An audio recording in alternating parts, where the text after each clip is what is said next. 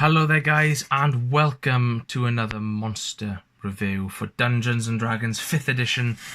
Oh my gosh guys, I've been waiting for this one for a little bit of time. I am so excited to be bringing you a video about the vampire.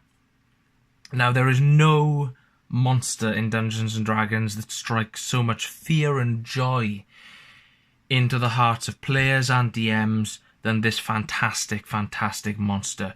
Everybody knows it, everybody fears it, everybody loves it, and that is the vampire itself. It is such a great creature. I hope you've got your cups of tea ready.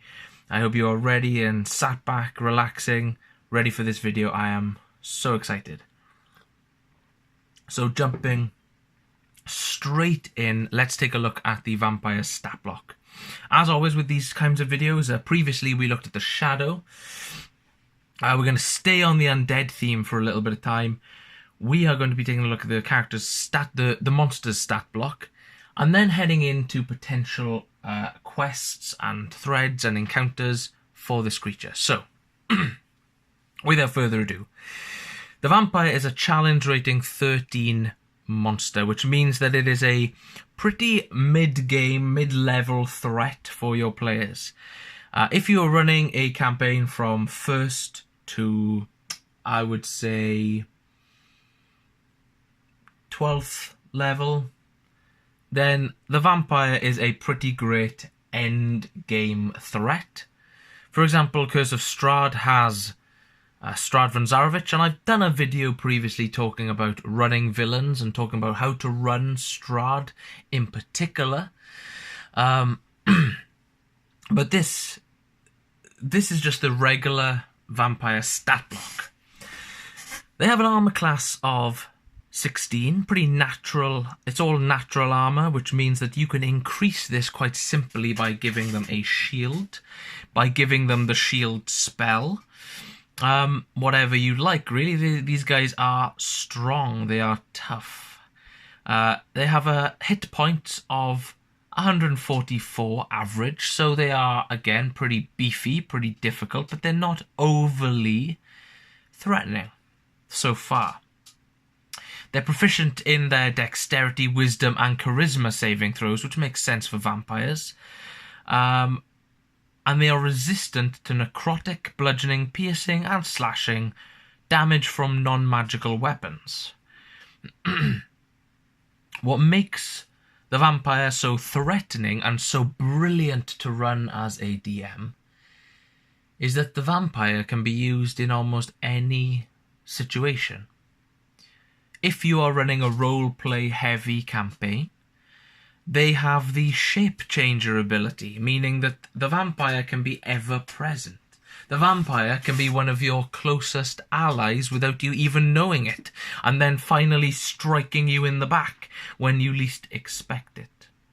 It has legendary resistances, which means that if you do get into a confrontation with the vampire, you can be sure that they're going to put up a fight.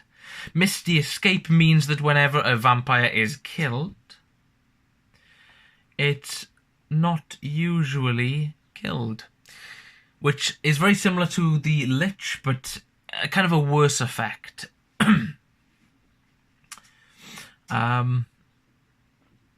Regeneration is one of the vampire's key abilities, healing 20 hit points at the start of each of its turns, unless it is in sunlight or running water.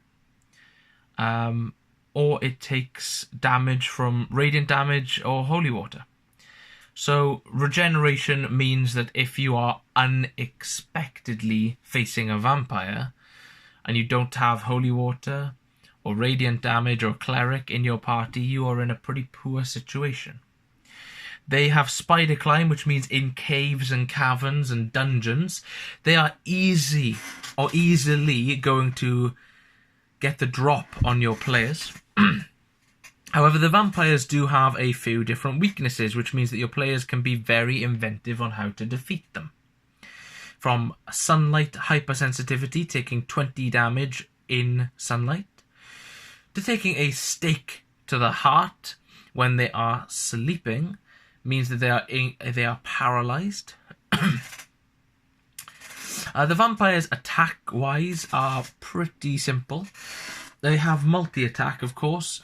They typically will use unarmed strike and bite, but they also have the ability to charm an opponent and to summon swarms of bats or rats or wolves, depending on their locations.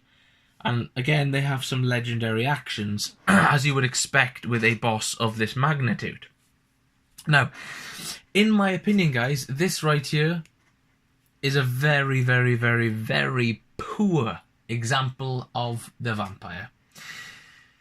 This, to an experienced DM, is and should be like a blank page.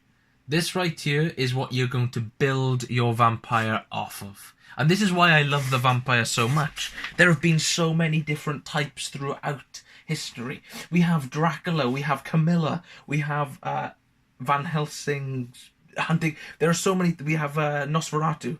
There are so many types of vampire that we can really go crazy as a DM when creating adventures and encounters with these guys in. For example, I previously said that the armor class is natural armor, being 16. What happens if we want our vampire to be a warrior in life? Maybe he's going to wear some heavy armor. Maybe he's going to have a shield and a sword. If he's using a sword, maybe it's magical, which means he doesn't need his unarmed strike at all. He's going to be using his sword abilities. We can give him a few fighter abilities. Maybe he's going to be like a champion and he's going to crit on 19s and 20s. This makes him a much bigger threat. Maybe he has some spell casting abilities.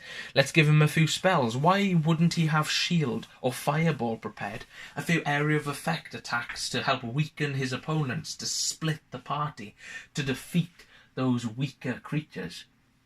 Maybe he's even more skilled in magic and he has things like counterspell at the ready in case people try to get in his way a bit too much, those pesky mages and wizards.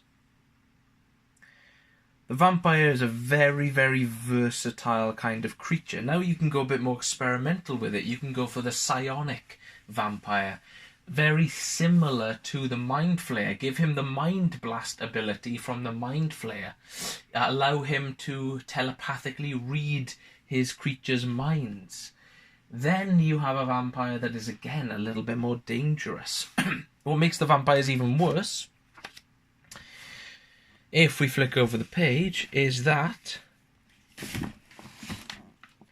we have his spawn, his minions. Vampire spawn and vampire minions are numerous and dangerous. You see, guys, the vampire is never alone. He will always have minions, those that he has turned with him, and even by themselves the vampire spawn are pretty strong at a challenge rating of 5, 15 armor class, 82 HP. They also have regenerate and multi-attack. They're able to pack a bit of a punch.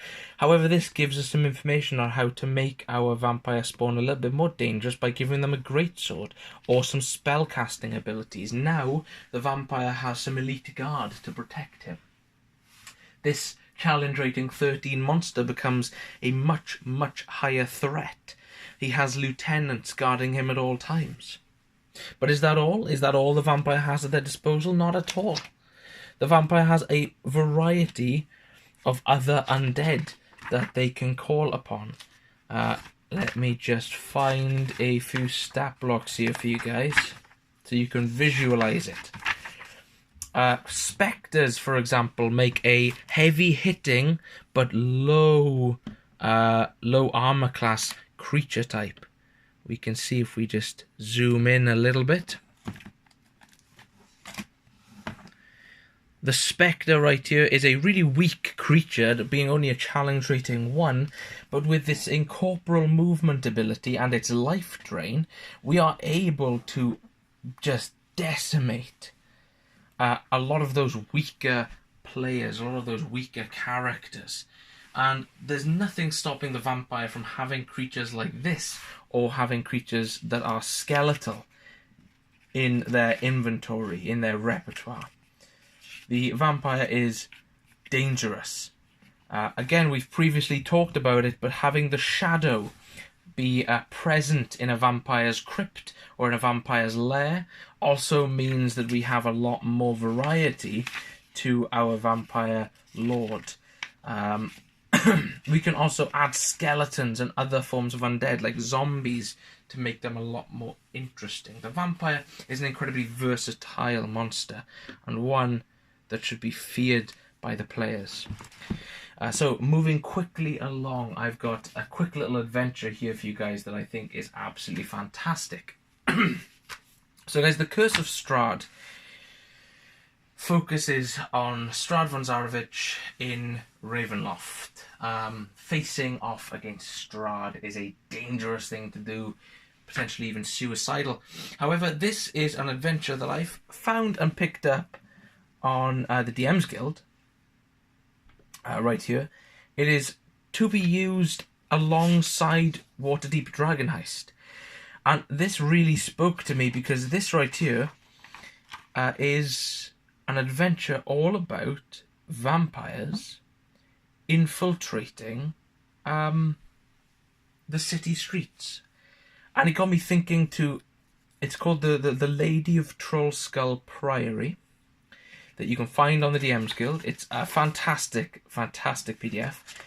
It talks about Barovia's fall from the Realms of Terror. So it's no longer in the Realms of Terror, but in Faerun itself, that you can go and visit. And it is an adventure about a vampiress who sets up shop in Trollskull Alley, the same location that the players might attend.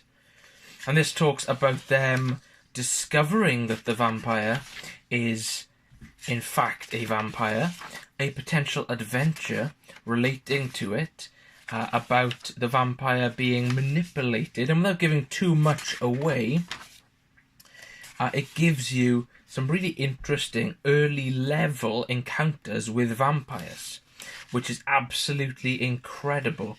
This might be the only time you want to bring vampires into a campaign, or it might be an opportunity to bring vampires into your campaign over an extended period of time. Maybe this is what you want to use to level your characters up after Dragon Heist, before throwing them into Barovia itself.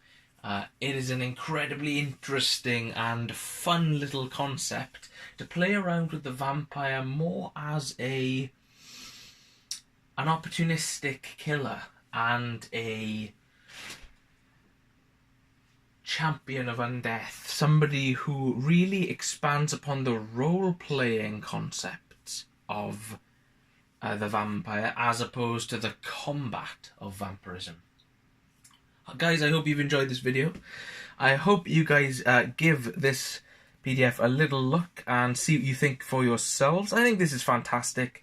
As somebody who's run a few different vampire encounters and vampire-based games, I am a big fan of the Lady of Trollskull Priory, because it sort of expands upon this idea that vampires can be manipulative, they can be secretive, they can be your neighbours without you realising.